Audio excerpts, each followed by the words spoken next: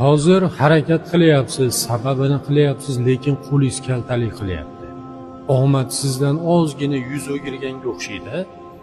Muammolar ketma-ket kelyapti, qaysi birini hal qilishni bila olmayapsiz. Shoshib qolyapsiz. Mana shu holat erkak kishini boshiga tushishi bekorga emas-da, esingizdan chiqarmang. Aynan shu holatda e'tibor bering. Kimlar yoningizda, kimlar sizni qiyin kuningizda sizni yolg'iz tashlab ketishdi. Kimlarga ishingiz tushyapti.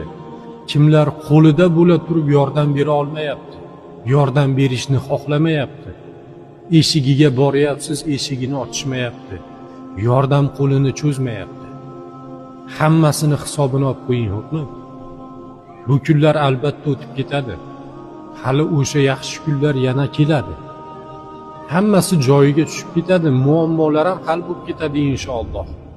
Siz sababini qilavering. Eng asosiysi to'xtab qolganingiz yo'q. Bu holat bekorga emas. Atrof